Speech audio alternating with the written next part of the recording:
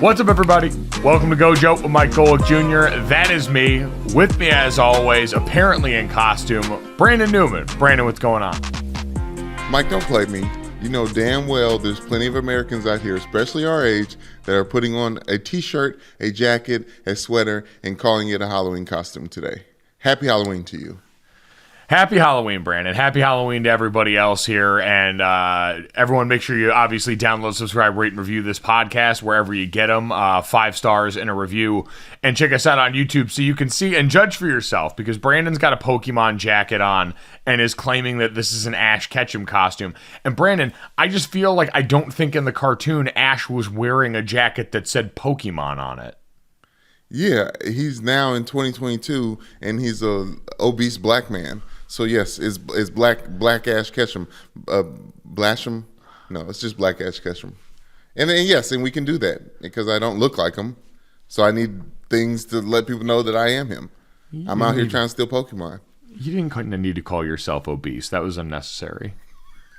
It's Halloween. Starting the week off nice. I'm saying it's Halloween, and we're all supposed to be a little fluffy tonight. And we do have a great show for you guys today. Excited to look. We got one time through a bunch of the NFL weekend. We're not going to do all the NFL weekend anymore because some of these games just aren't interesting enough. A wild weekend in the world of college sports, and ironically enough, it all went down where I was at this weekend for the Michigan State game in Ann Arbor, as we've got some suspensions now doled out from the aftermath of that game. Kyrie Irving was asked a lot of tough questions at the podium. It did not have great answers. Surprise, surprise. But Brandon, we also probably do need to give the PSA out. This is released on Halloween. Everyone out there, obviously be safe, have a good time, trick-or-treating with the kids. Yes. I'm so sick and tired. I saw by my parents there was a dentist doing like a candy buyback program. Fuck off and let the kids have candy for a day. Don't be the weirdo that gives out apples and toothbrushes and all that nonsense. Give out candy. Go let your kids have candy. Do the appropriate parent thing where you lie and say you need to check if it's poison so that you can take your tax. Like, I don't begrudge you that as a parent, but the rest of it, enough with the nonsense, man. We don't need that. We don't know how much some candy price is going for, Mike, because there might be a business there. If he's giving $5 for every fun size piece of chocolate candy, you might want to look into your Halloween bag, my pillowcase, if you want to go back to the 90s and what I used to use, and which is what everyone should use. Yes, thank you. Yes, because a bag or a bag or a box or one of those little plastic containers, little pumpkins, just not enough velocity. Well, and like carry it in there. Kids now, I noticed in the last couple of years, a lot of them would roll up, and they don't. Part of me appreciates the ingenuity. They would literally take their school backpack, just put it on the front, open it up, and then dump it in there in front of them. Nope. That's like cheating. Nope. I don't like that. That's this new age stuff. That's not your backpack. Pillowcases, yes. King size pillowcases, yes. Like burlap sacks and things like that, maybe. A sheet, maybe even. Backpacks feels wrong. Might as well walk around with a duffel bag, Mike. I mean, that's fine if you want to go full ski mask season with it and just say put unmarked candy, non-sequential in the bag and call it a day. I don't agree. I just don't agree. And dentists aren't going anywhere, and they're always going to be a buyback system. But then you got the Charlie Chocolate, the Willy Wonkas out there to combat those people. That is true. I guess it's the balance in the universe. Dentist versus Halloween. Is that one of the greatest rivalries in sports? Like, they already have to battle against all of us lying about flossing when we go to these appointments. And so now their true arch nemesis, their video game boss for every year, is this one holiday. You know what it is? I think it might be a 2-game con, actually, because the Halloween system is actually keeping dentists in business. So they might actually be in cahoots and a little bit more than we think. Ripping crowns out, got to put it back, all that type of stuff.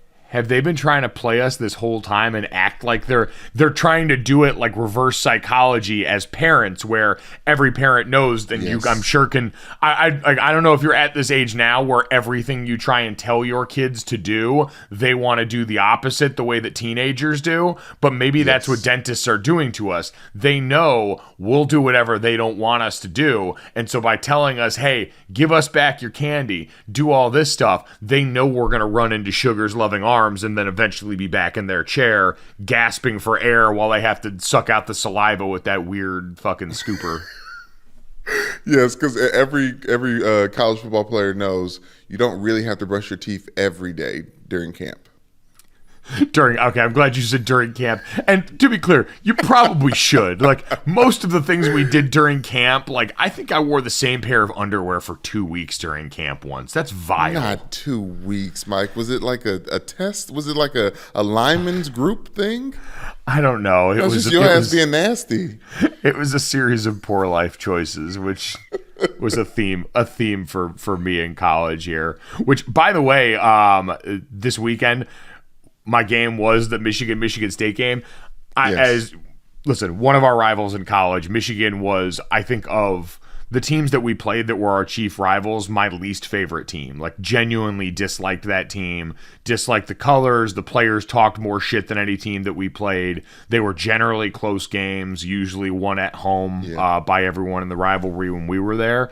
Had a great time. Ann Arbor's actually a lovely town. Like, getting to walk around the campus, the diag, all these different things. You realize that Midwestern cities, especially Midwestern college towns, can be more or less the same. And I found a lot more similarities with what we've got in South Bend than differences, which pissed me off.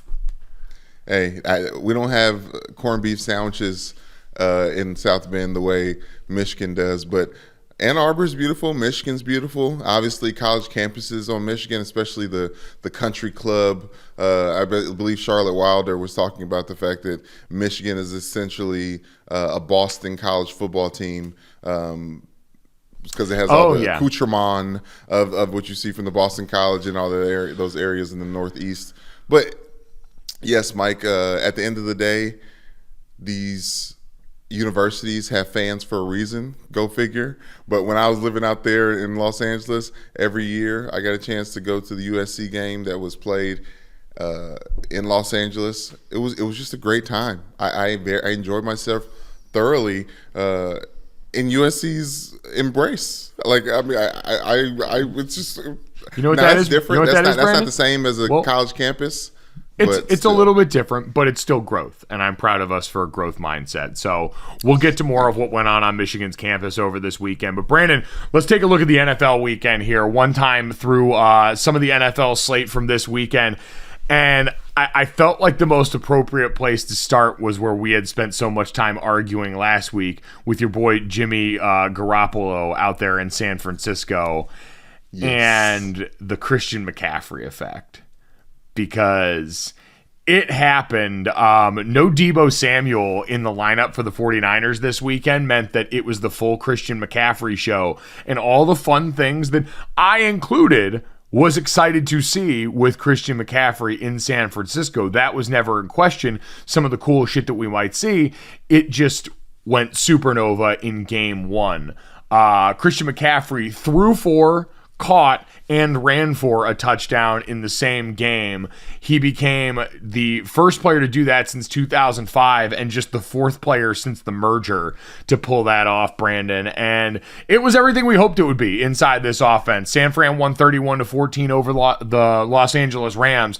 They keep on winning in the regular season against that team. It is not a rivalry. It is hammer versus nail in the regular season, but they don't give out trophies for the regular season. So I don't know how bent out of shape Rams fans are outside of the fact that their team is not good, but Christian McCaffrey did the exact thing that we talked about. He made Jimmy Garoppolo a lot better for a game. Jimmy Garoppolo up over 80% completion percentage in the game. I believe the highest completion percentage for a 49ers player since Steve Young, which tells you how... Damn. Yeah, it was what you expected in this offense. And so you get to take a victory lap for a week. Who knows? I don't know what that looks like when it gets to the postseason. Like I said, when you have to go up against the good teams. But now the prospect of him and Debo on the field at the same time, and they were doing the story during the game about how Debo went up to Jed York, the president of the team, and was like, thank you for doing this, like understanding what it means for him potentially in that locker room. Debo, who's had to shoulder so much of that load. Yeah, I mean, you saw John Lynch after the game go down there and hug all the players, and I'm sure he does that sometimes, but the camera probably only catches him when everyone's feeling it in the air. Like, it feels like the 49ers weren't a quarterback away from being in Super Bowl contention. They were a Christian McCaffrey away. And with all those weapons, who knew that they needed one more weapon X? But I don't know, Mike. I hope that this means that other players like Ray McCloud and other weapons for them can make big plays later on down the line because they're more fresh to do so. But it seems like the only thing they need is Christian McCaffrey, and Jimmy Garoppolo is learning how to use him effectively. And Kyle Shanahan as well. I mean, the fact that he threw for a touchdown, like that wasn't a short touchdown throw. Those are the ones that they usually gear up for Jarvis Landry and Odell Beckham Jr. I will say, Brandon, to the point, I think this accurately sums up why I feel the way I do about this team and Jimmy Garoppolo and what the limitations might realistically still be. Because you mentioned how long that Christian McCaffrey throw was. Ben Solak from The Ringer put this out. Against the Rams, Jimmy Garoppolo completed his first pass as a 49er of 30-plus air yards outside the numbers. It was his 52nd game with the 49ers. So Jimmy's played 52 games with the team, and he finally put one deep and outside the numbers. Christian McCaffrey also completed his first pass as a 49er of 30-plus air yards outside the numbers. It was his second game with the 49ers.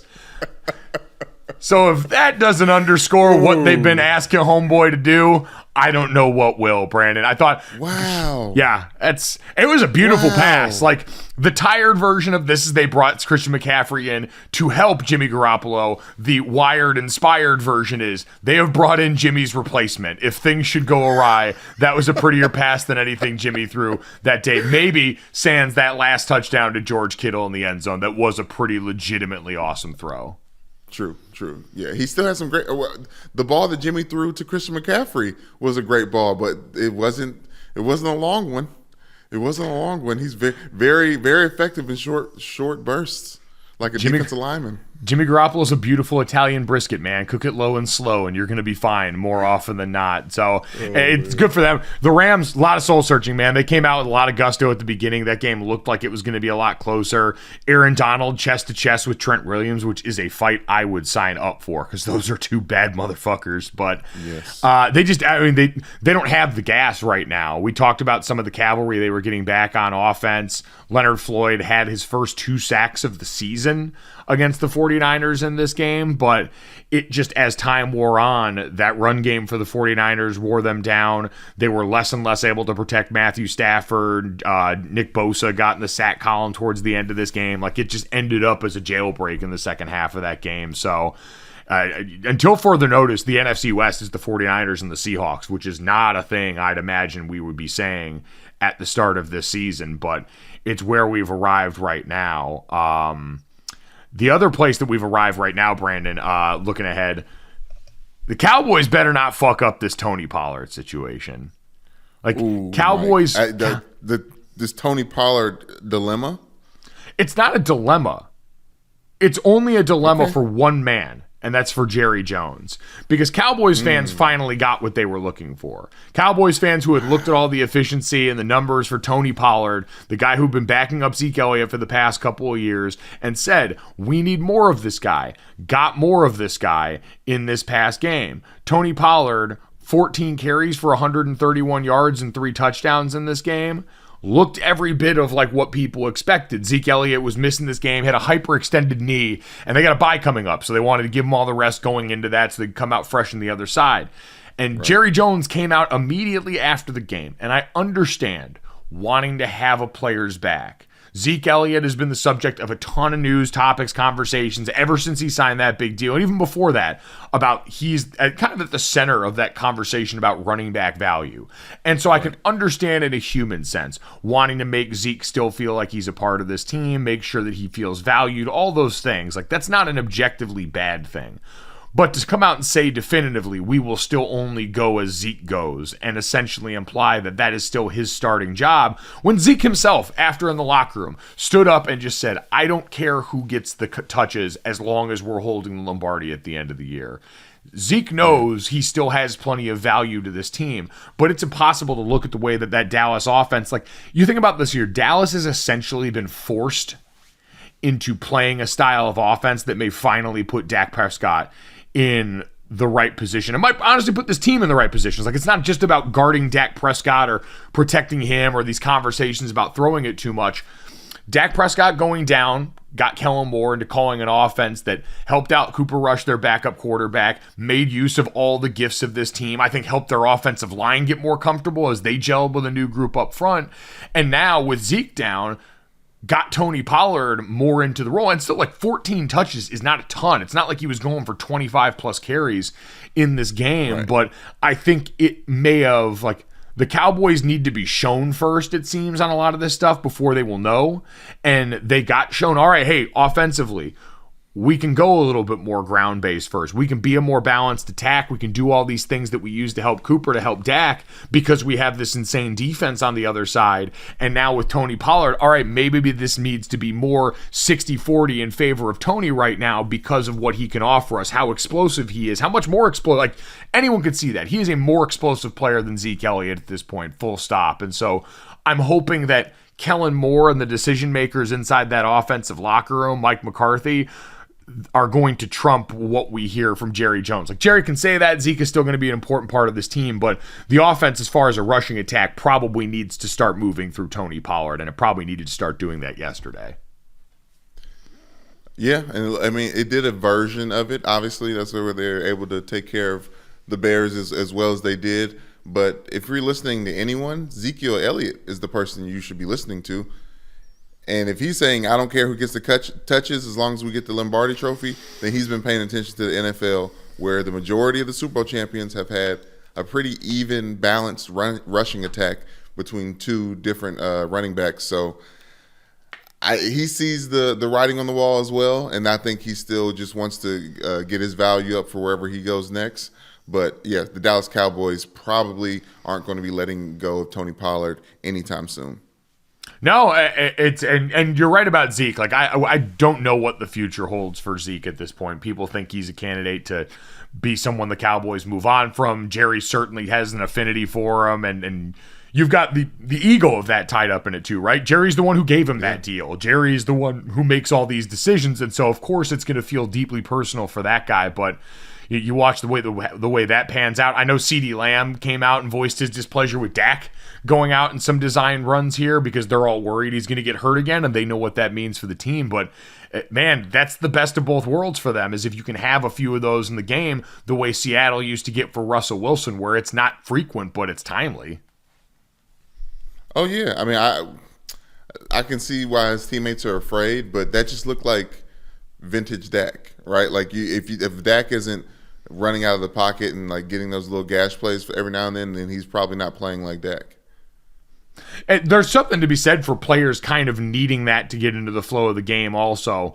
I mean, it's very different, but, like, there are some guys that we hear quarterbacks talk all the time about, like, I need to get hit, I need X, Y, or Z to feel that starting into the game here. There are some players that get down like that, and for Dak, if it's something you can do that helps alleviate a little bit of the way defenses are going to play you, then, your receivers are going to have to get comfortable with that, and I'm sure that they will. This is also, on the other side, the best game that we saw from Justin Fields so far as a Bear. Now, we know it was in a losing effort, some wild turnovers in there, that Micah Parsons scoop and score that turned into like a touchdown where he got jumped over, but Justin Fields, the Bears seem to really be leaning into, what he does best, which is be a physical freak, and I've seen more and more people comfortable with saying it, what we've been saying on here, the most explosive quarterback south of Lamar Jackson, showing up again and again for this team. Mike, and afterwards, I got a chance to listen to Justin Fields talk about how they've been watching Lamar Jackson tape and film to see how to use Justin Fields as a rusher in this offense. And we talked about how he looked Lamar Jackson-esque when he was running the ball. So it's kind of cool to see that they've been paying attention to the best running quarterback in the league as well. And Justin Fields, I feel like the Bears, unlike when Mitch Trubisky's second year there, feels like they're a couple years away in a real way. And I know we say that about a lot of teams, especially like the Lions, who are now 1-6, but it just feels different with Justin Fields. Yeah, I mean, and defensively, this is their first game without Robert Quinn. We saw how emotional that was in the middle of that defense for the rest of that group, for Roquan especially. So, yeah, it's they're not supposed to be there this year. Justin Fields doing well and getting better is going to be the only metric for success, I think, for the most part, like at least on the outside. I don't know what Bears fans, but the Bears are one of those teams that we look at, and we'll talk about the Falcons here in a second, that basically, like, your metric for success is different than everybody else's. Even in the conference that you play in, you're not necessarily looked at as someone that's going to accomplish in the postseason. So it's going to be about developing in the right areas. Speaking of, let's go to the actual Atlanta Falcons. 37-34 over the Panthers, Brandon. The controversy in this one, so this actually felt like the game of the day. It went back. If you're watching it, it felt like it, yeah. It did. I mean, well, I don't even, like, I say that completely seriously. It was the most entertaining game. There were teams that did bad football team things, and we'll get to that, like the end of that game, where bad football was on display by both sides, but especially the Panthers. But they at least did bad football with offense, which, as we figure out the formula, we've seen plenty of bad football with defense, and it's far less inspiring than bad football on offense, where they had 10 different instances of the other team taking the lead. Like, it went 10 times where every score gave the other team the lead. That's the kind of back and forth stuff that, if nothing else, is entertaining, even if it's not all good. True. But I was going to say it's like an NFL week where the Titans have the most interesting game. It's like, it wasn't really, though. Like, it was the best we had. I don't know. I had a good time with this game. Yeah, I'll say this: Thursday night football may have tainted the scales, because it was a good game. You know what I mean? Usually we're used to bad games at the beginning of the football week. This is a good game. This game was somehow for first place in the NFC South, which is more an indictment on that division than anything else. But the Falcons get that win. The Falcons are in first place in the NFC South. But in this game, PJ Walker, one of the many backup quarterbacks thrust into starting roles this week, had a Hail Mary pass to DJ Moore that was supposed to win them this game. Brandon, his pass was the longest completed air yard pass in the Next Gen Stats era. So since they started tracking in 2015, PJ Walker threw a pass to DJ Moore that traveled 67.6 yards in the air. And it was the longest completion of the Next Gen Stats era. What? PJ effing Walker. And it should have been the game-winning touchdown, because at that point, the Carolina Panthers were down 6 in this game. It was an unbelievable throw and catch by DJ Moore. DJ catches that ball, recognizes, I have just done the cool thing, spikes his helmet, and goes helmetless to celebrate with their fans in the crowd here, getting all sorts of buck, forgetting that is a penalty which they called on him, a penalty which backed up the extra point try to, I believe, 48 yards, and ended up being missed by Eddie Pinheiro, their kicker. It was one of 2 kicks that were missed by Eddie Pinheiro that were under 50 yards in this game. This game ended up going to overtime because they missed the extra point. And in overtime, they managed to go out here and, I believe, turn over the Atlanta Falcons, get down in range pretty quickly, and then line up for an Eddie Pinheiro field goal that was right around like 38 yards to end this game, which he promptly shanks. And Brandon, I got empathy for most all people.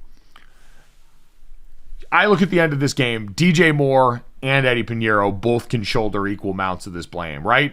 We can talk until the cows come home about people thinking that it's a dumb rule that if you take your helmet off, you get 15 yards.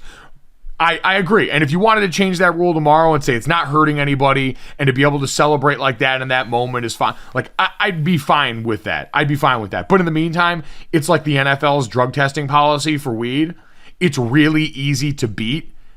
And to just not do it for this one small part. Like, you're feet away from the sideline, where once you cross over onto the sideline, and I get he wasn't, he was right on the line of the end zone. Don't you give him a chance. You can get back over on the sideline, spike your helmet, go up to the crowd, fuck around, find out, all that stuff. Just the same way that you can not smoke weed for the 2 weeks leading up to your one drug test. Anyone unfamiliar, again, you're drug tested one time. You know when it's coming. And then after that, you could do cocaine at your locker, and as long as it's not in view of somebody, you would not fail a drug test in the NFL. It is that easy to beat. And while I did, again, I understand that marijuana and our stance on it has changed in this country and all those things. And if you took away that rule tomorrow, I would think it was the right idea. But in the meantime, super easy to beat, just like this is. So DJ Moore's got to wear that, because that was a move that cost his team a very real chance to win that game in regulation. It's like when keeping it real goes wrong, Mike. You always talk about Torian Smith saying, "I'm gonna act like I ain't coming back." When people was like, "Act like you've been there before." This is a bad case of act like you.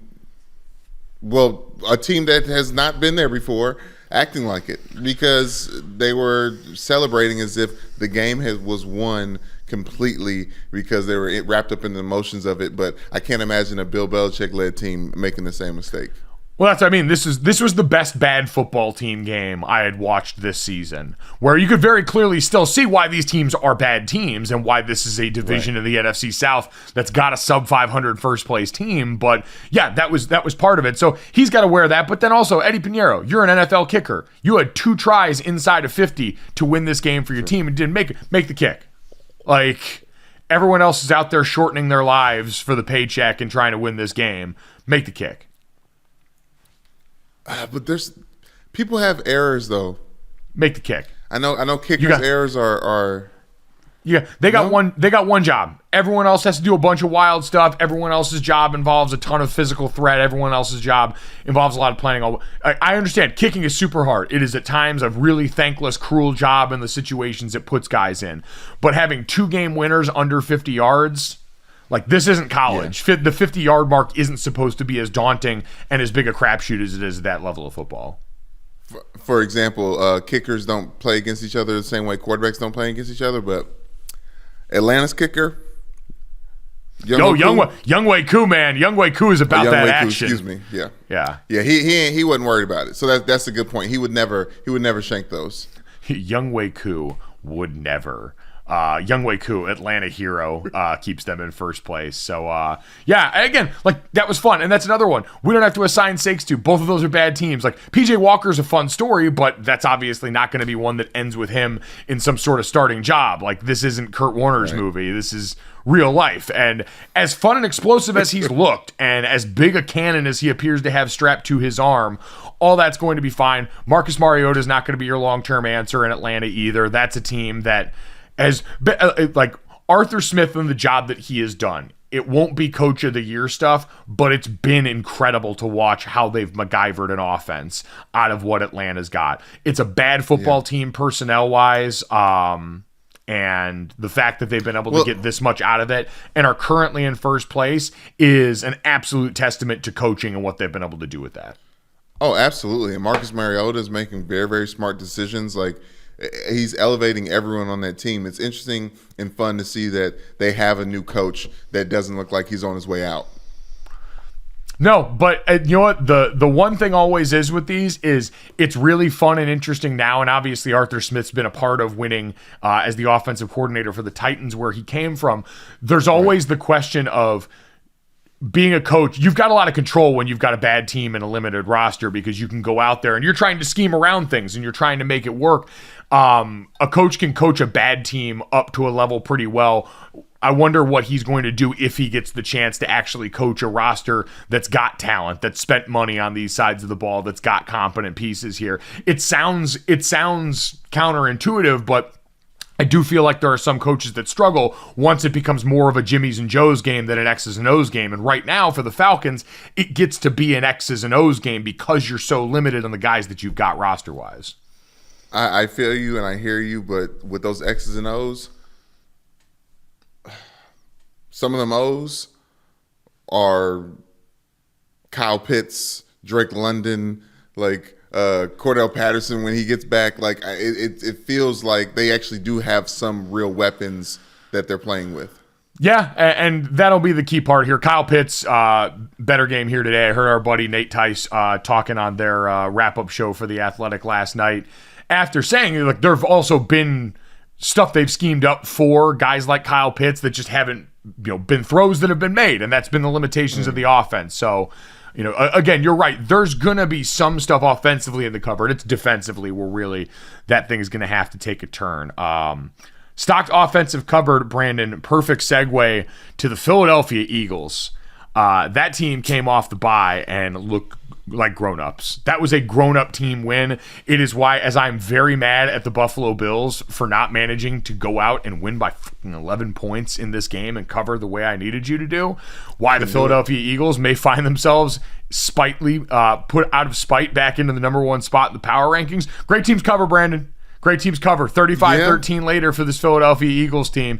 And really, man, like, that A.J. Brown trade is going to continue to look like maybe the best trade made this offseason. 6 for 156 and 3 touchdowns in this game. He's got 659 yards through 7 games. It's the most receiving yards for an Eagle since 2005 TO through that many games. Like, okay, that is quite literally insane. Obviously, they have those other weapons over there in Philadelphia as well, Mike. But you're talking about that move being one of the best ones. It's also one of the best ones when you look at the team he left, Mike. The Tennessee Titans desperately need an A.J. Brown to throw the ball to. And you're like, why did they give away A.J. Brown? Like, you know who Malik Willis would have loved to have? A.J. Brown?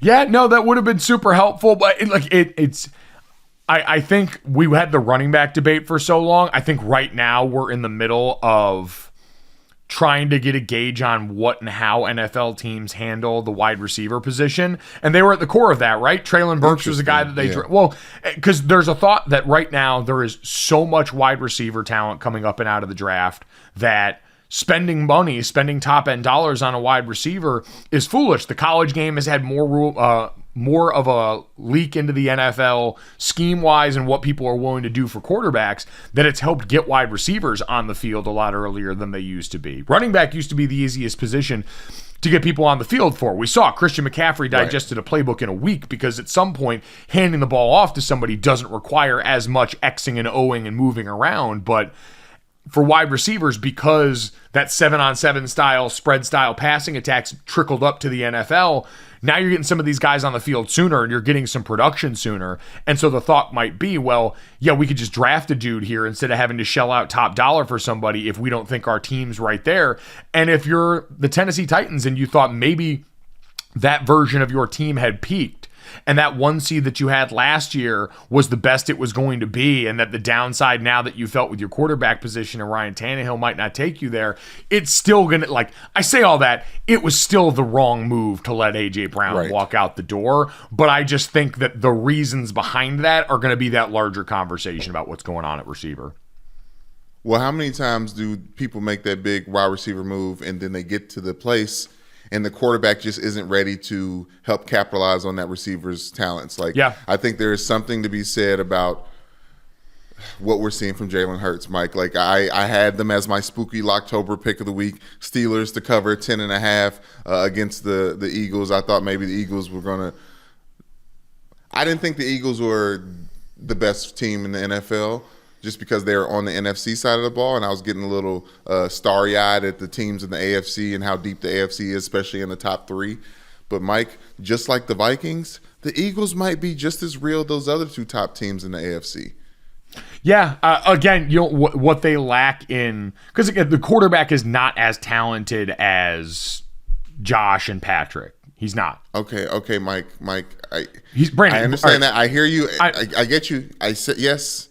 Yes, but it's It's the tallest kid in kindergarten class, Mike. It's just like everyone's kind of like everyone's in the club. Like Jalen Hurts. If we're talking about Jalen Hurts, yeah. Statistically, he's up there with them. He's not in the same club as them, though. Like, the things he can do are not the things that they can do, and that's not an indictment on him. Like, again, Josh and Patrick are special in ways that, I mean, we've gotten twice in a generation here, but usually are not that. Usually it's Cam Newton sitting alone with those kind of freakish gifts and everyone else marveling at it. Those two guys are separate in what they're physically capable of doing and what we've seen them do. But what Jalen's done has been incredible for this team. And to your point, he's playing his best football. Part of that is they've grown this thing around him at the right pace. You brought over Devonta Smith last year, certainly Miles Sanders and what he's meant in that backfield, Nick Sirianni and the way they tailored that offense, the offensive line getting, like, it's all come together. It is a testament to super great team building, but I do think A.J. Brown kind of represents that capstone, sort of in the way the Cowboys' best seasons, once they drafted Zach Martin on that offensive line, and it just sort of unlocked everything, and they became the best O-line in the NFL and the best rushing attack in the NFL. You had that piece that finally locked into place, and so many things started going right for them, at least for that short bit there. Obviously, the Cowboys had other issues that took hold, but for the Eagles, it really feels like A.J. Brown's been that piece on their offense that's allowed Jalen Hurts to access different parts of the field and allowed them to have a different body type in that receiver room to work with. Dallas Goedert, who you've got at tight end, Devonta Smith, who's just a different, body type player altogether. So that one's really, really encouraging for them, Brandon. And that is a lot of our one time through the NFL. We'll get some more in roses that we're going to give out here in a little bit here as well. Because we're going to remember on Monday, because we're going to hold ourselves accountable to that standard. Yes. But you're welcome. Brandon, I do want to talk for a second about what went down this weekend in college. Yes. So Michigan and Michigan State played in a rivalry game. Michigan ends up winning that game and pulling away. Like, it was in the first half close. In the second half, it never really felt close. Michigan's defense was suffocating. The Michigan State offense did not have Kenneth Walker III, who we have seen go and play so well for the Seattle Seahawks now. Yes. And those limitations showed up. And at the end of the game, as would happen in a heated rivalry game, a state championship game like that, you have both teams. Like, I was calling this game for Learfield audio, so I would 30,000 foot view up in the press box of all this stuff happening. And both teams at the end of the game were down on the field, John against John with each other. The Michigan guys had gone over and retrieved Paul Bunyan, which is the 4-foot trophy that they play for in this game, gone over to their sideline, recaptured Paul Bunyan. Everyone kind of felt some type of way about it at the end of the game, and then coaches and everyone had to kind of separate each other. And we thought that was going to be the end of it, which I fully expected in that game, right? These guys have been talking shit the whole game.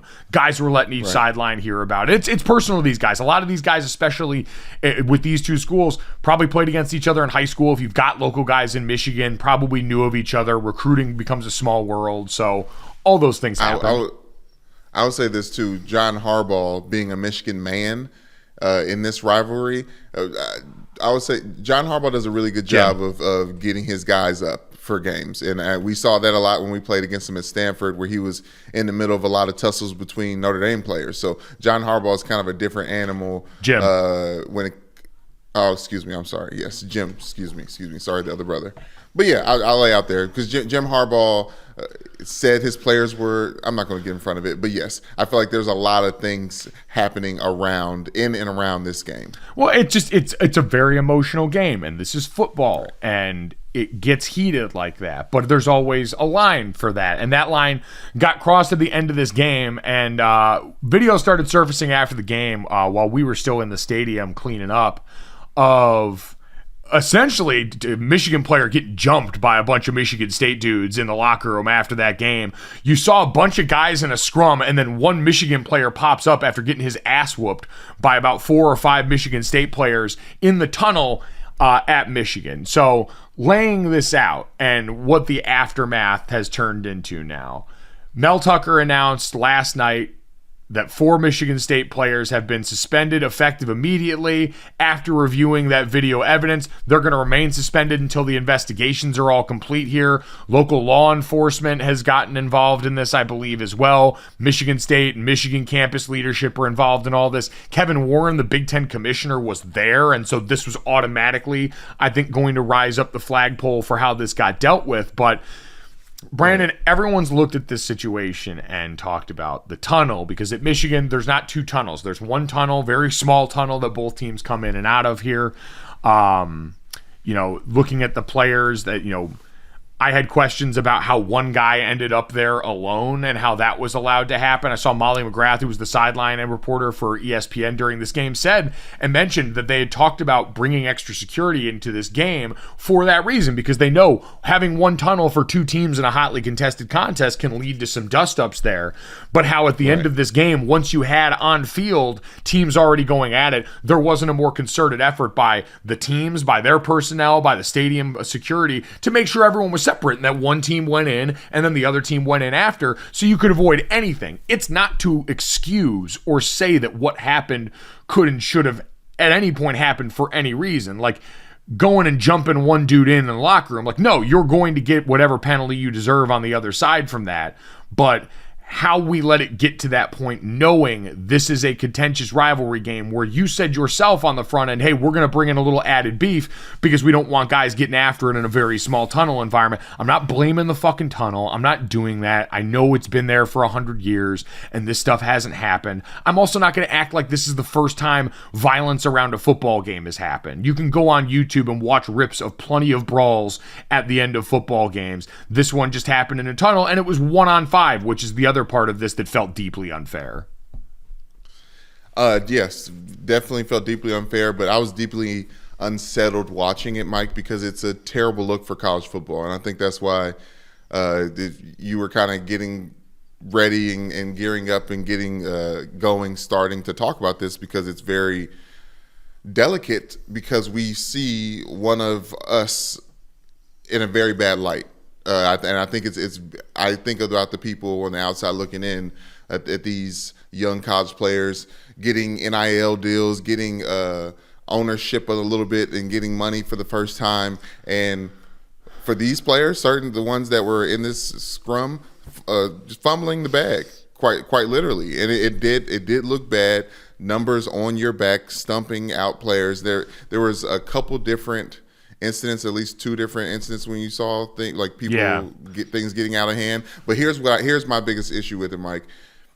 There was too many people, coaches or equipment staff, like people in uniform for Michigan State, and too many other Michigan State players that were allowing their other teammates to do this. That was my thing. That's what really bothered me. It was it was everyone like running away from the fight as if they were in a mall or something like this. Like, no, that's your guy, that's your teammate. He's acting out of pocket. You have a whole group of people getting out of pocket. Like, I didn't want to see more Michigan players fighting for their brother that's getting jumped. I wanted to see more Michigan State players fighting other Michigan State players. Like, hey, like somebody should have been lifted up off their feet. You know, sometimes there's that one offensive lineman that just clears the whole room. It's like, no, everyone needs to settle down.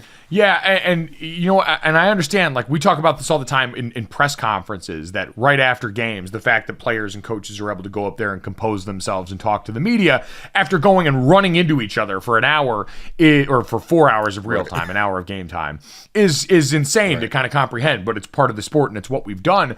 And with tensions being as high as they were after a game where Michigan State, I'm sure, was embarrassed after that game. They had won the last 2 years and they went out there and they got physically beat in this game. But I'm with you. I think the core of so much of my reaction was thinking about this in terms of the team and not in terms of the outcome. Because for both sides, my thought was what you said.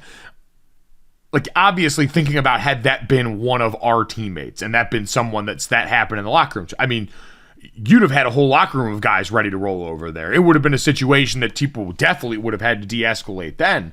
But also, I look at both sides, how it got there. And you're absolutely right. Michigan State should have had guys and leaders on that team that stepped in and said, like, all right, no, this is not how we're going to handle this. Like, the game is over. As Spencer Hall pointed out on Twitter, you had 60 minutes where crime is legal and violence is sanctioned to go out there and do all of this stuff. Get it done in there. The other part I will say, though, and this, God, I don't want it to sound like victim blaming, but at the same time, I always look at one guy ending up there for Michigan and going, yes, why didn't someone from their team make sure and keep it, like, it's the buddy system. Everything we're taught to do as athletes is do it together. You're going together in groups. You're making sure you're looking out for your buddy. Take care of the people that take care of you is like one of the sports axioms that we were taught that sticks with me forever. And so just the thought process that you had, one or two guys end up isolated around this group. I always look at that and go, I went, where were his teammates? And I'm not blaming any of them. I'm not blaming anyone involved, but I'm saying you like to see an awareness in these situations for making sure that you keep, and maybe it was unavoidable. Like the one thing I will say overwhelmingly about this is I want to wait to hear more of the specifics about what happened. There's going to be a lot of people investigating all this, and we'll find out the circumstances that happened. And maybe so much of this is unavoidable. I'm just telling you how we felt as people wearing the uniform, who have ran through that tunnel, who have been a part of a really contentious rivalry game that happens in this place, is looking out for each other is like the central tenet of what you're talked about. And so when I saw one guy or two guys that were isolated getting jumped by another team, my first thought was, where is everybody? Why aren't we here together? And I'm not blaming the Michigan players. That was my gut reaction, and I can't help that.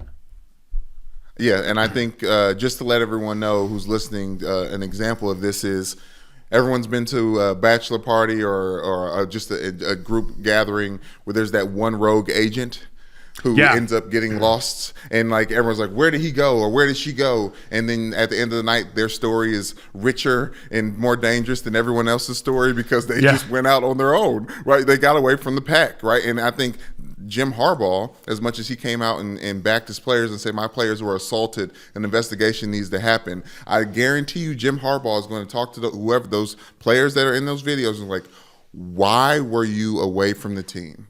Why did you isolate yourself? Why did you separate yourself from the team? Not in the sense of victim blaming, Mike, and saying like you got beat up because of it, but there's a reason why we move as groups as on college football teams, and this is one of those reasons, in my opinion. Yeah, I agree. So, and we'll wait and see. Like, unfortunately, like you said, you hate to see it also because there's a bunch of young men that put their future in jeopardy now. There's nothing to say that these are guys that are going to have a scholarship when this is all said and done that might not have more serious problems than that when it's all said and done. And man, those are hard to come by. Like that is, we talk all the time about the value of that. It's potentially life-changing to be able to, go to college, to be able to get that opportunity, to have all the things that might come from this. And so you'd hate to see that squandered because in the heat of the moment, you let your emotions get the best of you and you made a bad decision like this and went out there and thankfully, we heard Jim Harbaugh say that one of these players may have suffered a broken nose. They didn't say too much specifically about that. Thankfully, it wasn't worse, right? Because when you've got this kind of tempers flaring and it's one on however many,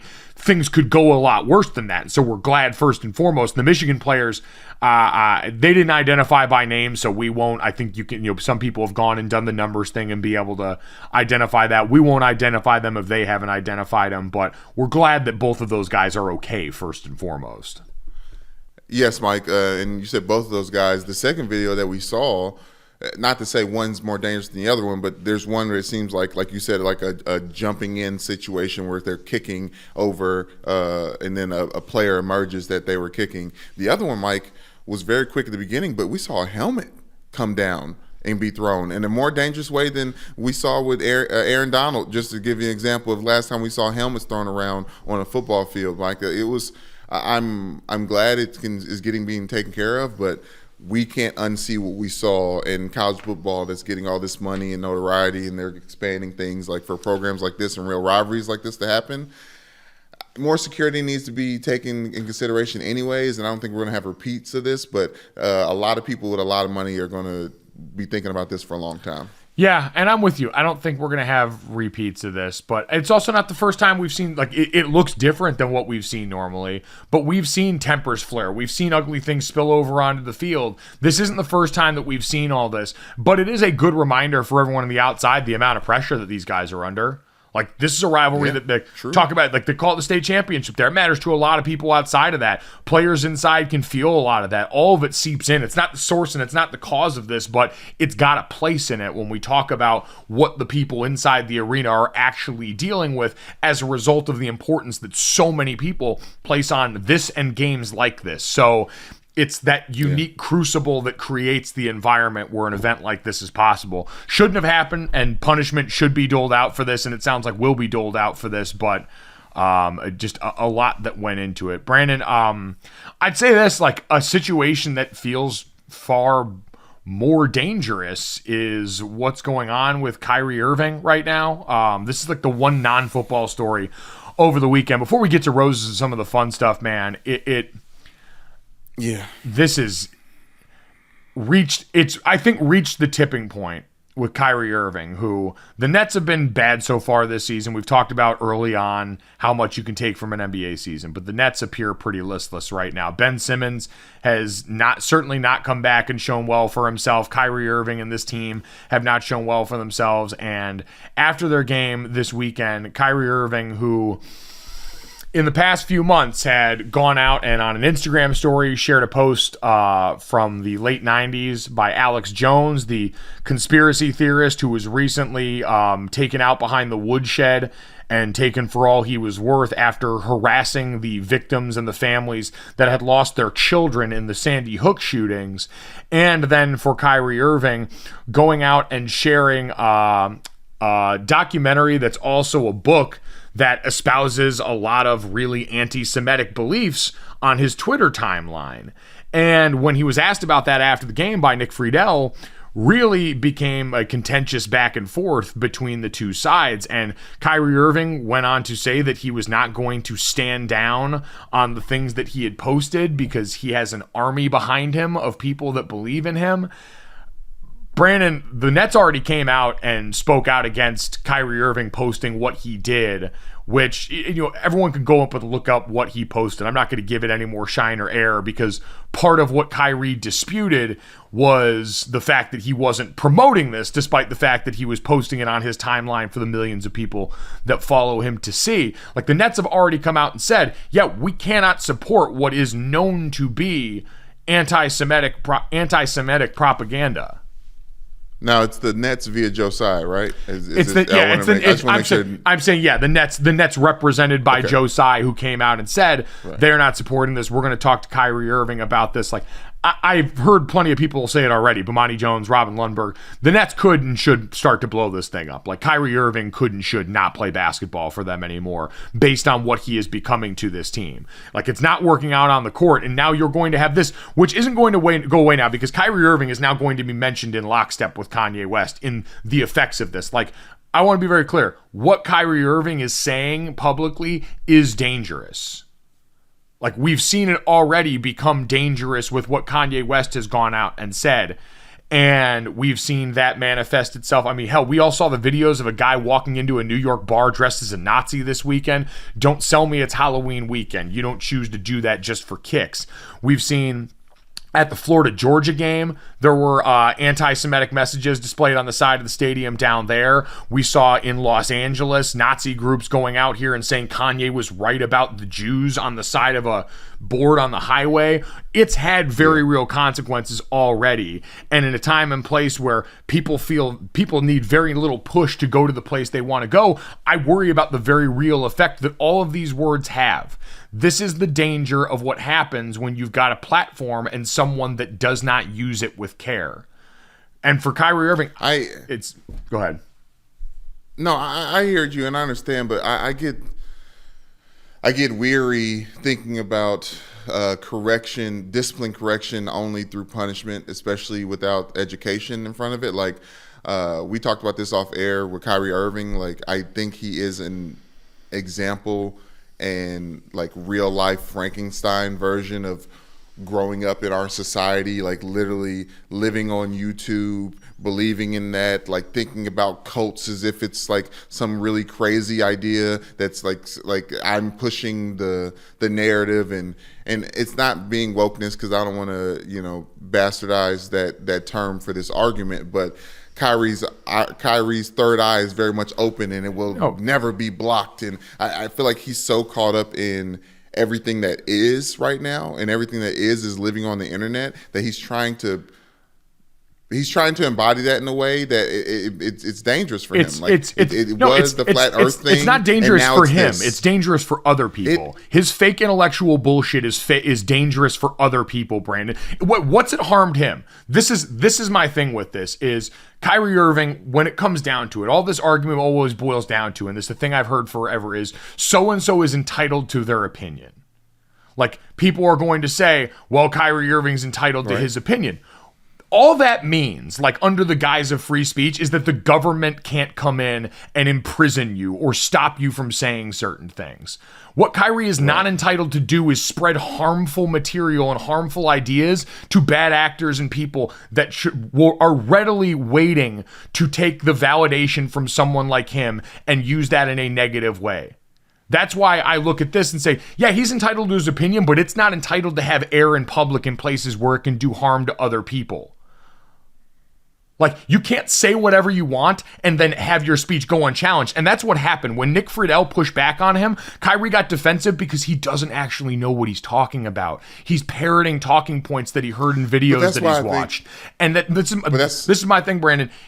Like, he responded in the way that all of us do in an argument where you've just been saying something that you saw. He didn't know how to respond critically in this, and so he got defensive, and he accused Nick Friedel of dehumanizing, all these things that he wasn't. He was just asking him to explain his work. The things Kyrie has posted, he has posted without context. He has posted without explanation, and then somehow has turned around and gotten upset when people interpret that the way they want to based on the subject matter in the material. You can't be vague and throw this stuff up and then get upset when people ask you to explain it, especially when the contents of it are hurtful and when you cannot acquit yourself well, and Kyrie Irving was not able to defend himself or acquit himself well, then we're allowed to downgrade your opinion to nonsense, and we're allowed to put it to the side and make sure that it reaches fewer people because it's hurtful and because it can potentially and will potentially cause harm for other people.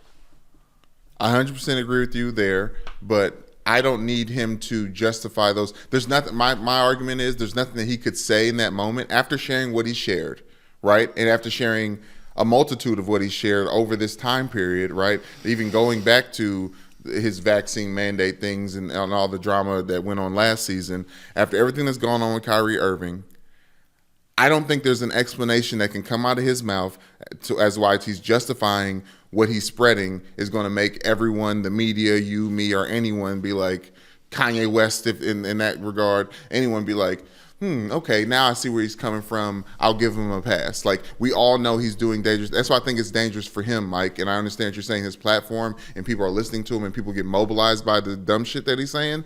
But it's bad for him because he is now solidifying his corner of who he is and what he is. And I don't think that is, like you said, he doesn't know what he's talking about. I don't think that's truly him. So I feel like he's putting himself and other people in danger by promoting this just stubborn, I can share what I want. Like, he wants his anonymity to share what he wants, like his friends from West Orange, New Jersey, and it's not the case. Like, people just can't share whatever they want, and that's why he's getting his feet held to the fire, and he doesn't know how to respond to it. But I struggle to think that punishing him by removing him from the basketball team that he plays for, and the reason why he's got this voice, is going to galvanize those who should be listening and understanding what he's saying is wrong. Like, 'cause I don't know if anyone's really focusing on why what he's doing is wrong. Well, and everyone's going to just focus on the punishment once that gets doled out. Well, the punishment won't be for this. The punishment will be because the basketball part's failing. And that's just the reality of the situation that we know, is because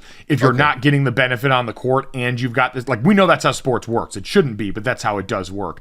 I think you are right. There was going to be no justification for what Kyrie has posted here.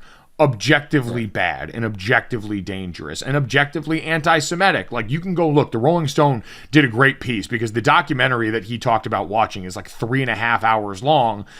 And they went through and talked about all of the different, like, very harmful tropes and stereotypes about Jewish people that were present throughout this. Very, very harmful things that have been present throughout the history of the way people have tried to attack Jewish people throughout our lifetime and well before that. And so you're right. There was going to be no defending that, which is also the problem in all this. And so you've got that on one side, and then like you said, you've got what you brought up, Kyrie Irving's desire to go out here and try and essentially have his cake and eat it too. Like, in the course of this interview, Kyrie said, minutes apart, I'm in a unique position to have a level of influence on my community.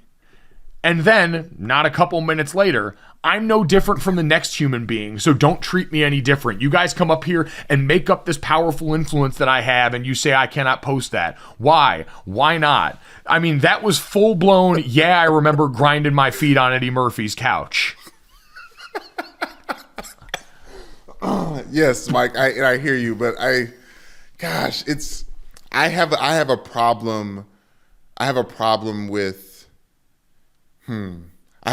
the media making these people out to be, not these people.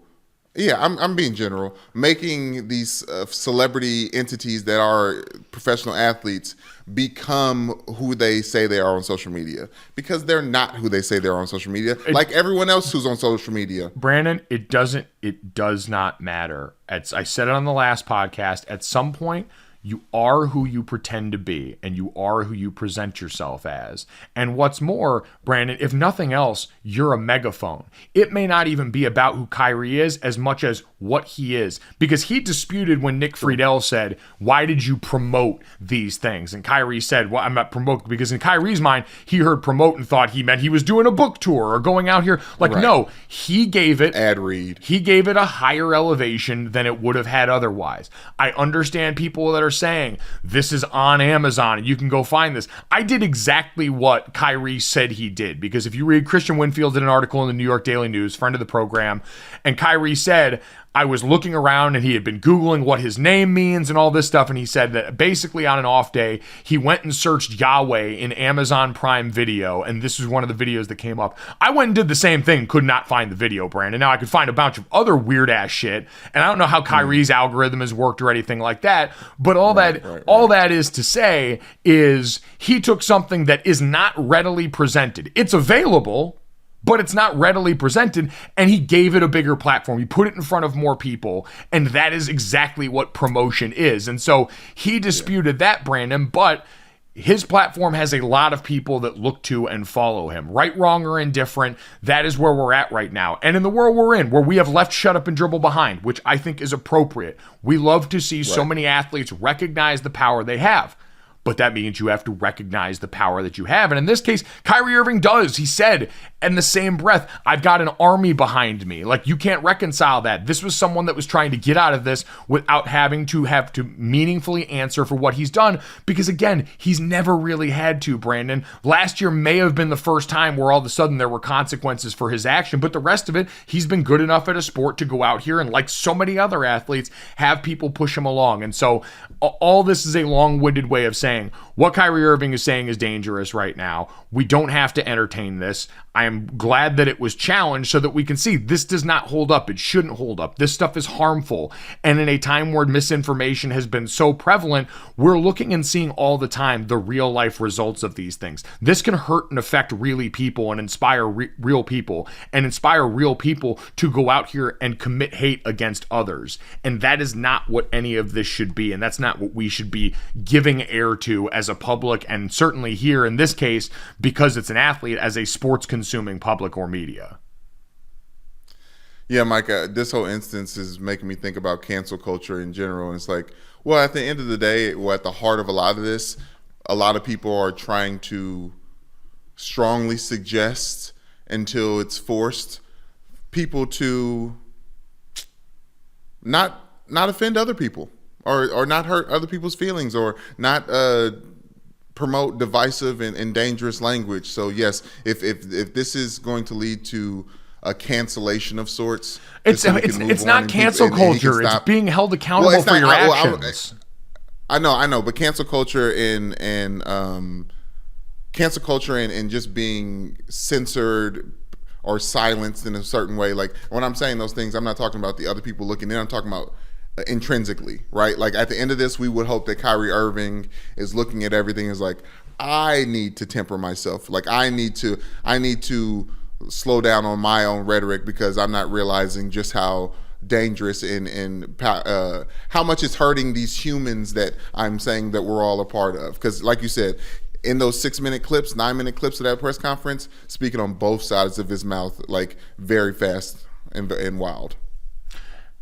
Yeah, to me, like it's there's nothing like canceling happen here. This guy's made a ton of money playing basketball, saying whatever he's wanted for a while here.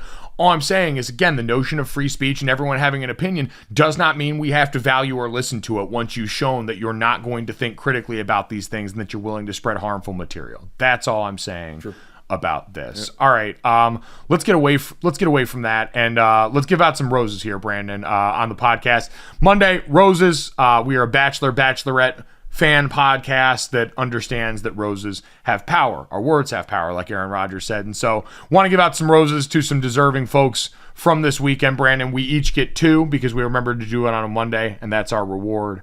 Yes. I want to start this off, Brandon, and give a shout out to the backup quarterbacks from the weekend. Geno Smith, Andy Dalton, Taylor Heineke, PJ Walker. Nice. Technically you could throw Sam Ellinger in there too. It was in a losing effort, but the rest of these guys too, big time stat lines. We talked about PJ Walker with the longest pass in the next gen stats era. Taylor Heineke goes and leads another last second charge, gets another pair of Jordans and another team's colors on his resume. Andy Dalton, I mean, they've got a healthy Jameis Winston now, and they've just decided to keep him in there after he started the season as a backup. So an impressive run and showing for them all over the course of this weekend. Yeah, Taylor Heineke, I told you, him. And this is the peak of backup quarterback season, right? Like in November, if your backup quarterbacks are the hero, you're usually not making the playoffs. But October, it's about keeping everyone afloat. Yeah, no, and it's worked out well. Taylor Heineke, like I always said, he's a greased pig playing football, man. He is slippery. He wriggles out of bad situations, and somehow has been able to make it happen, man. When you say those things, you don't see how disrespectful it is. As a quarterback, like he's a quarterback. He's a good-ass quarterback. Yeah, he plays like a greased pig. I think that's awesome. I think he'd appreciate that. Terry McLaurin had the homecoming game for them. Big-time baller, had the catch that set up the game-winning run for them down there. Terry McLaurin, who's from Indiana, who grew up as an Indianapolis Colts fan, they talked about in the broadcast. So, first rose, backup quarterbacks. Shout out for getting it done, fellas. Love it. Mike, my first rose? Scott Satterfield, will you accept this rose? Scott Satterfield, the head coach of the Louisville Cardinals. I mentioned this last week on Friday. You were talking about Kentucky-Tennessee game. I was like, I'm looking at this Louisville-Wake Forest game. Wake Forest 10 in the nation. Sam Hartman comes down and face off against the Louisville Cardinals that have not been great in the ACC play or any other play. I think they got a chance to get some wind under their sails beating North Carolina last week. After what's their quarterback's name? Anyways, he went down. Drake May. North Carolina's quarterback. Yeah, Drake May went down. But anyways, the Louisville Cardinals, they beat the number 10 team in the nation, Wake Forest, 48-21, Mike. First top 10 win for the Louisville Cardinals, and obviously the Cardinals were unranked, so this is a huge thing. The first top 10 win for the Cardinals since Lamar Jackson was there when they beat Florida State. They had 8 sacks on the night, but the crazy number is the 8 turnovers that the Louisville Cardinals were able to make. I think they scored 30 plus points in the third quarter alone. It was just like, I mean, it was insane. It was a nightmare quarter, the likes of which we had never seen from Sam Hartman, who has been one of the best quarterbacks in the ACC over the last 2 years, who kind of has one game like this every year. That, again, in their offense, if anyone's unfamiliar with Wake Forest offense, it puts a ton on the decision-making plate of the quarterback in Sam Hartman. Mm-hmm. It's a weird, elongated zone read system where he's got to hold the ball for a long time and make these split-seconds decisions, and I'm honestly surprised it doesn't happen more. To me, it's a testament to what a great player he is, but this was a blow-up. They stepped on it big time in that third quarter. I mean, there was 35,000 people in the stands, Mike, in Louisville, and people were acting like that's a huge deal because, obviously there's a lot of more stadiums that can hold a lot more, but it was big for Louisville, and I think it's big for Scott Satterfield, who they were talking about possibly ending his career as the head coach of Louisville, a very short attention span or, tenure. Room for error. Yeah, 10 year and this is the biggest win since Charlie Strong. So I shout out to Louisville Cardinals. This will mean nothing for their season. They'll probably go to a bowl game like everyone else, but it's great. I love knocking out a top 10 team. Well, I think it is big. I mean, because you're right. Like, Sat came into this season on a really interesting seat. There was all that stuff about him potentially like interviewing for other jobs in the offseason that rubbed people the wrong way. A lot of guys that leave App State. It's the mountain's a different spot, and so it's not always an easy landing spot on the other side. Eli Drinkwitz is finding that out at Missouri as that team enjoys mixed results. So good one for the home team there. Brandon, my second rose goes to Derrick Henry. We didn't spend much time talking about the Titans. We mentioned that Malik Willis, their rookie quarterback, got his first start in this game because Ryan Tannehill was out with an illness. Malik Willis, in a game that the Titans won, accounted for 67 yards of total offense in this game. Like, 67 yards of total offense between rushing and passing in this game. They won 17-10 against the Houston Texans. Malik Willis went 6 of 10 for 55 yards and an interception, and then had 5 rushes for 12 yards in this game.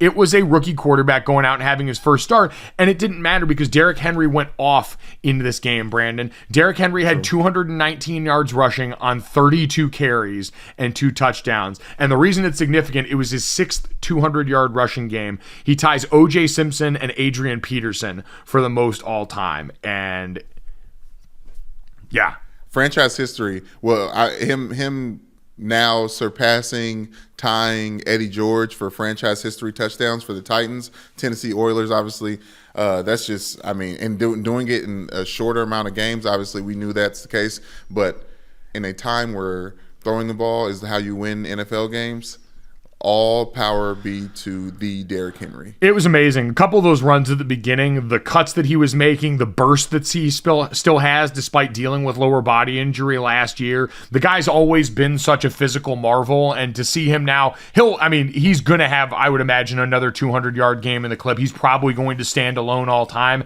and that's good. He deserves that. He's truly been one of the best backs of this era. We know he was the back-to-back rushing champ for those couple of years there. 2,000, up near 2,000 yards, over 2,000. It's freakish, and this is just another thing. When he was the only thing going into that game that they knew they were going to focus on. Like we said, I highlighted Malik Willis, not to put him down, but to say this is a one-man wrecking crew in this game, and that man wrecked so hard that he set records and won the game for them. It's good to see, Mike. It's good to see. I mean, obviously, I don't know. Who you got for rose number 2, Brandon? I don't know. You said you heard me filibuster, and I'm trying to pull up the damn score. My rose, Russell Westbrook. Will you accept this rose, Mike? The Lakers have a win. The Lakers are finally in the win category for the season. They beat the Denver Nuggets. Remember the big bad Denver Nuggets? The MVP guy, the Joker is over there. It's Halloween. Should talk about the Joker. Yes, not afraid. Russell Westbrook was the leading scorer of this game with 18 points, Mike. He had a plus-minus of 18, which is amazing. 8 rebounds, 8 assists, all team highs. Who knew that when the Lakers finally get in the win category, it would be on the back of Russell Westbrook. Darvin Ham was interviewed after the game. He was tearing up, talking about how important it was and how great it was to see him just continue to fight. And he got a really sweet text from Jeannie Buss to let him know that they're liking what they see out there and that the defense is going to finally catch up to the offense. And Anthony Davis hasn't been terrible. He's fighting some real bad ailments.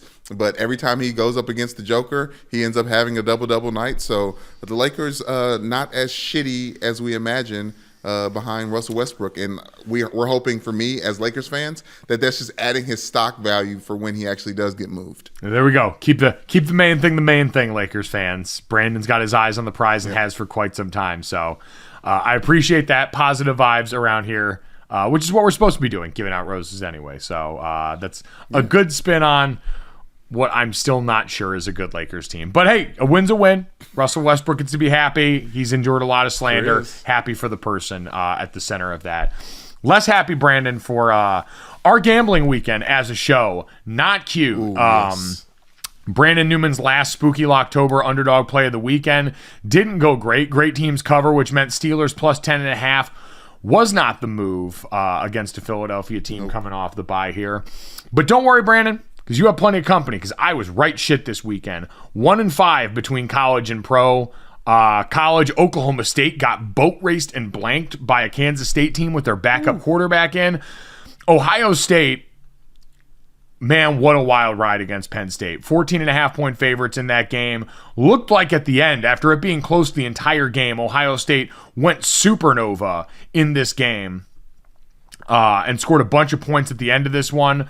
JT Tuamola had a game for the ages. The former 5-star player, according to ESPN Stats and Info, became one of 3 FBS players in the last 15 years to record 2 sacks, a forced fumble, a fumble recovery, an interception, and a touchdown in a single game. And he had 2 interceptions on that day. It was batshit crazy. It all ended in a backdoor cover because Sean Clifford and Penn State refused to die.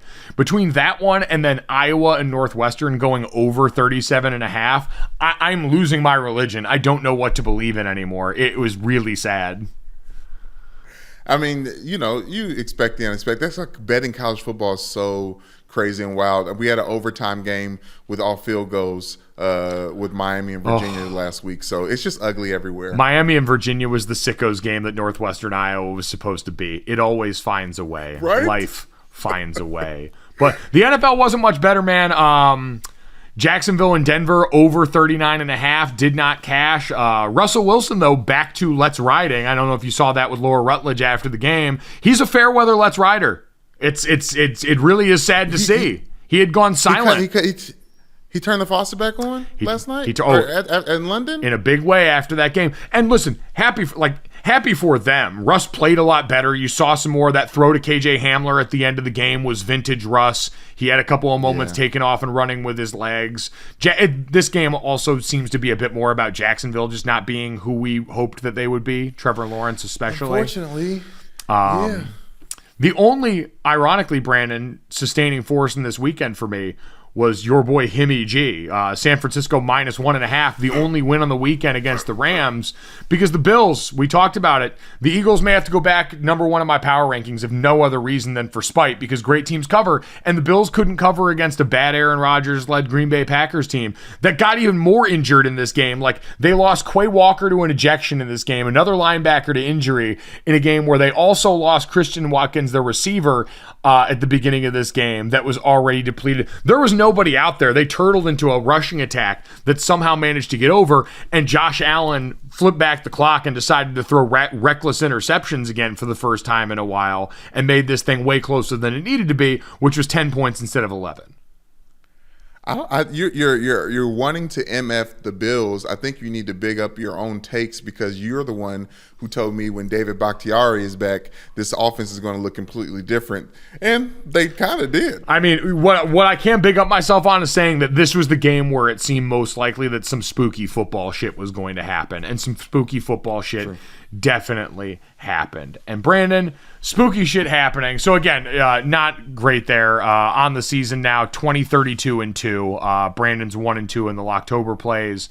As we wrap up October here, we'll see if that morphs into something as we get into the holiday season here in November. But Brandon, it is Halloween. We have a little bit left of this podcast. An important question left to ask on this podcast, Brandon, which is, do you know what time it is? Let's go. This, that, and the third. This, that, and the third. Pumpkins scream in the dead of night. This is Halloween. Everybody make a scene. Trick or treat to the neighbors. Die a fright in this town. Everybody scream in this town of Halloween. In this town we call home. Everyone hail to the pumpkin song.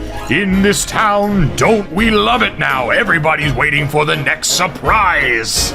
This is Halloween, this, that, and the third. Halloween, Halloween, Halloween, Halloween.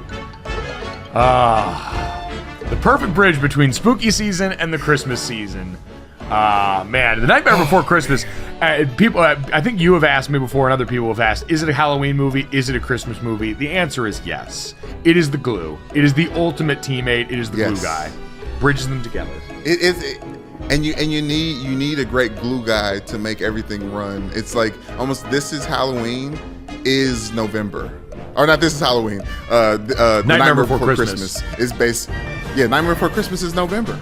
It is November. Which is a reminder, starting November 1st, you can put your Christmas decorations up. Don't let anyone else tell you otherwise. Woke Christmas starts at the beginning of November and goes till Valentine's Day.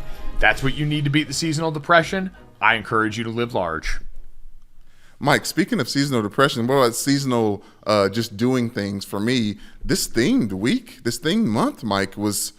I liked it. I didn't hate it. I liked the guidance. I wonder if there's something for November I can force into it, like only songs about giving people food or hugging and family and things like that. That'd be interesting. But Christmas is coming, and there's plenty of songs there.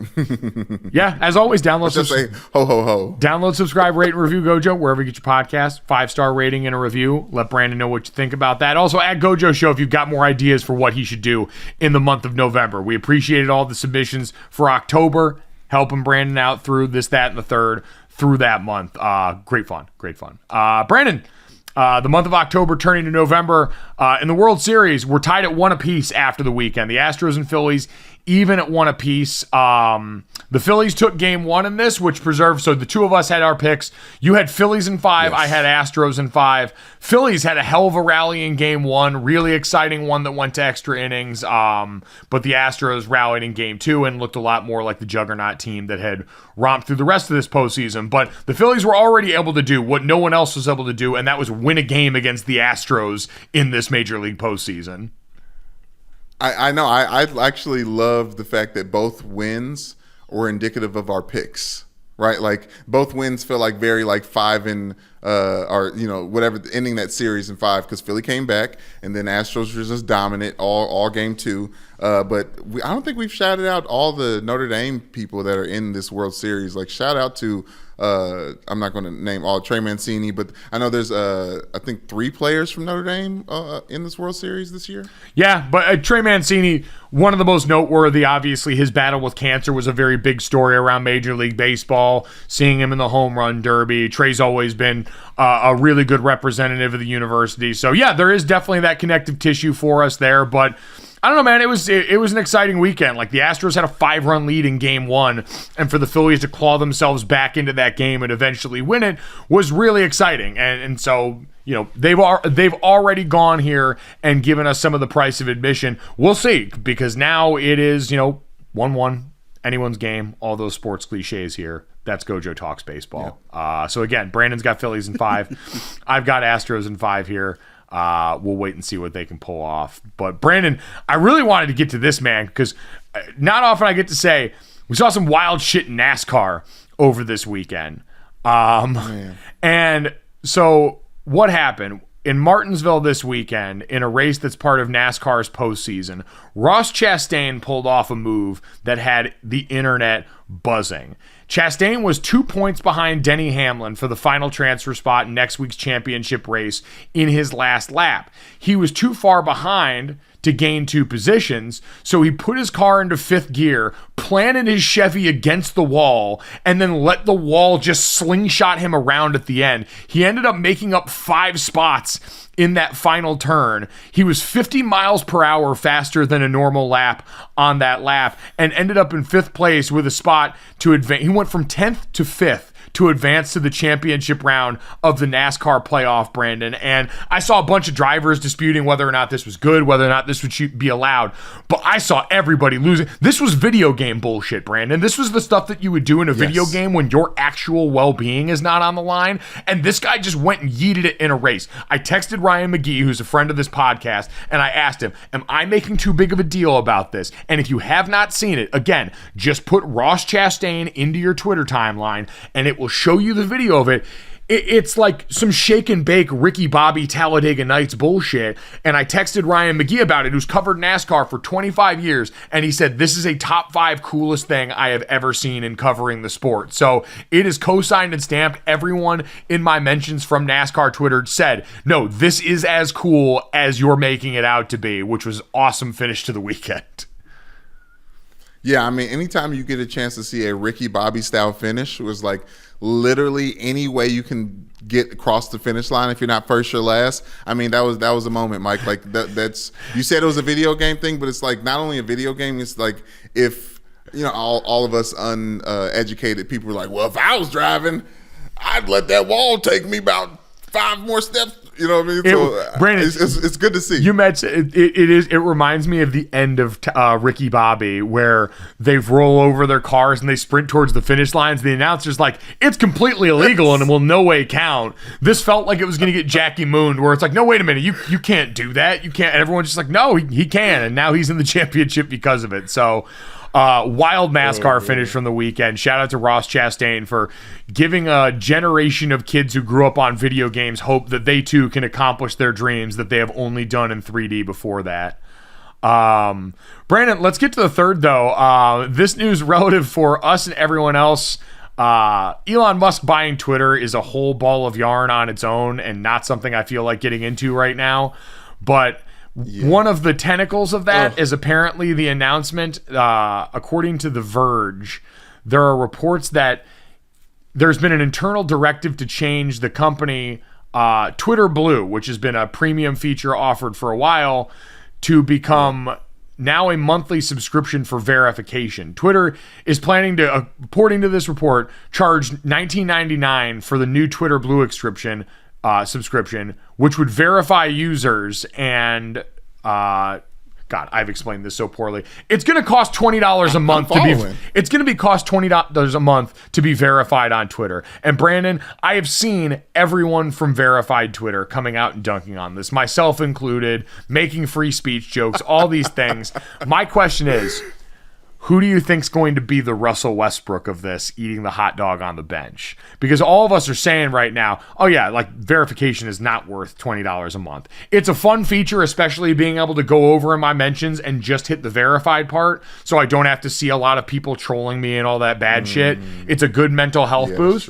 But it's certainly not worth $20 a month. So my question is, who amongst the masses of people with blue check marks right now that are saying, yeah, there's no way I'm going to pay $20 a month, are going to all of a sudden be over on the side still rocking that blue if this day finally does come?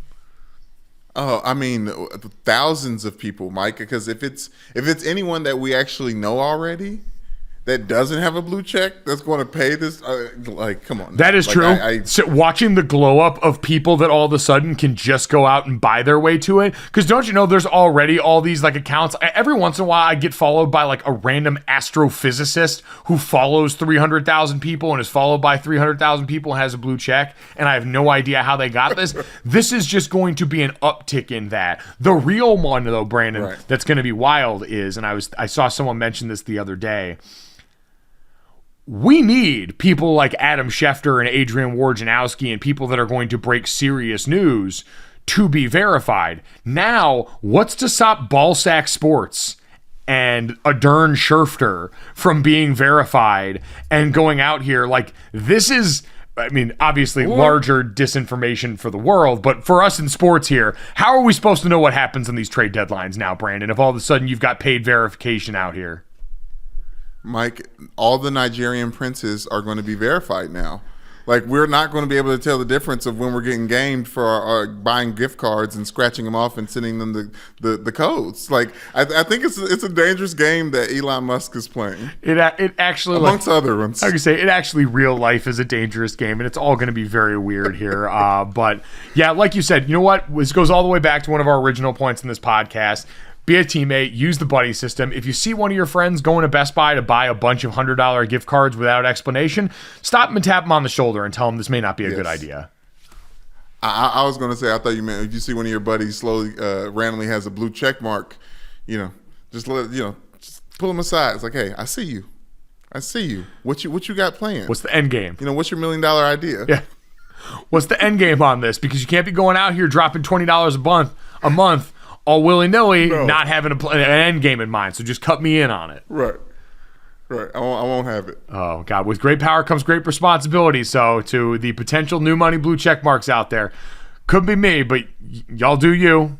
Be careful with this and use that power responsibly. You're sitting over here with over 250,000 followers. Couldn't be me. Man, I'm telling you, if push comes to shove, you got my word. I ain't shelling out $20 a month for verification. That's not where I'm going to be when Jesus comes back. Hey, and all you producers out there that just wish you had a little bit more followers, trust me, I've been there. Don't put that on the corp card. Don't put a verified check on the corp card. Honestly, that's where I was going with this too, is how many people are just going to have this like built into their contracts now, charge that to the game. Like, I need it for work. I have to tweet the things. This is going to be the new version of what my dad grew up saying for years. When he would sit around on a football Sunday and he'd look at my mom, who already was not asking him to do anything. He'd be like, I have to watch these games for work. And then he'd slap his knee and look at all of us like he was being cheeky. Now it's going to be a whole generation of internet people like, honey, I don't know what you want. Like, I got to do this for work. Need a blue check. Stu Gotts is going to get someone to subsidize his blue check. I just know it. Someone is going to end up paying Stu Gotts so that he can be verified. Hey, blue check cosigns now. Okay, now we're talking. Yeah, now we're talking. No, it's there's going to be a GoFundMe to support Stu Gotts' blue check mark so he can continue to remain an authority on sports, and that I will gladly give money to. We hope you have enjoyed the ride through this podcast here. If you have, download, subscribe, rate, and review Gojo wherever you get your podcasts. Leave us a 5-star rating and a review. Check out the DraftKings YouTube channel as well. It is the Gojo with Mike Golick Jr. tab. Subscribe to that so all of our videos can end up right. It's still, I hadn't done YouTube subscriptions really, like subscribing to pages much before all this.